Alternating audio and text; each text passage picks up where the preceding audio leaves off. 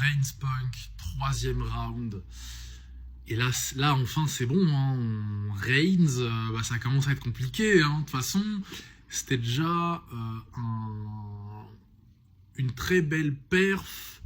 J'ai même envie de dire, limite, un exploit de sa part d'avoir aussi bien tenu Punk sur les deux premiers rounds.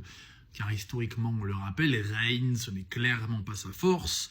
Donc, promotion de combat en duel, 1 contre 1, niveau réparti, idées, vocabulaire, machin et tout. C'est clairement pas sur ça qu'il brillait historiquement.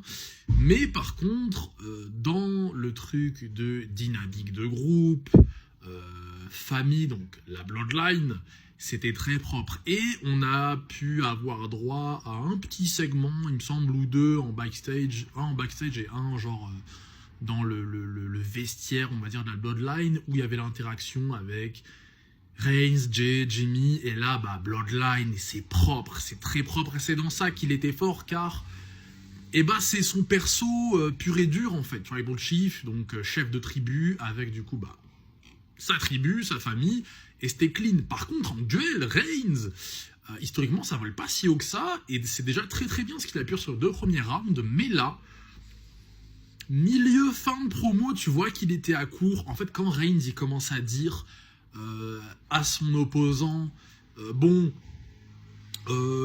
sait tous que t'es hyper fort au mic, ça veut dire il est en galère. Et clairement, c'est ce qu'il disait à Cena il y a encore 2-3 ans, quand il se voyait un petit peu, genre pour... je crois que c'était pour préparer SummerSlam ou un truc comme ça. Je parle pas de Big Dog, bien évidemment, parce que c'était pas équilibré du tout.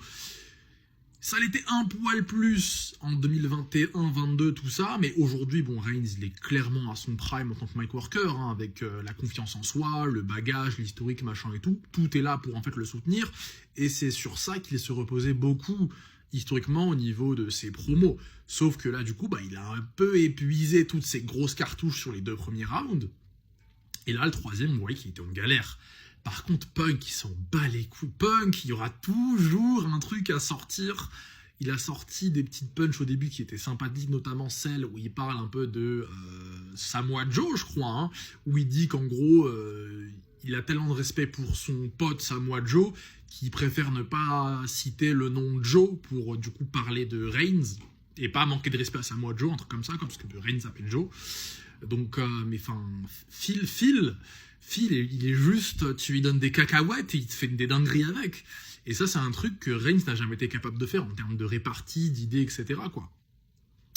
Donc là, le round, en vrai, même si à la fin du segment, et en plus c'était un peu forcé, car en fait sur la fin du segment, comme vous avez pu le voir, si vous voulez déceler peut-être, ils ont voulu nous présenter Reigns, qui cette fois-ci avait l'avantage psychologique sur Punk, car le dernier weekly, on nous a présenté un Punk extrêmement fort, qui du coup quitte la scène en parlant d'Aaron Reigns qui est mort. Et là, du coup, c'est au tour un peu de Reigns de partir un peu en gagnant, même s'il se fait taper à la fin. Il nous montre un Punk qui a craqué. Par contre, avoir choisi l'idée « ouais, t'es vieux », c'est nul, hein. Franchement, ils auraient pu trouver quand même mieux, je pense. Genre, Punk, de tout ce que Reigns lui a dit, c'est le « t'es vieux » qui fait craquer Punk, genre. Enfin bon, voilà pour round 3, et puis même Reigns Punk sur ce weekly. Dites ce que vous en pensez.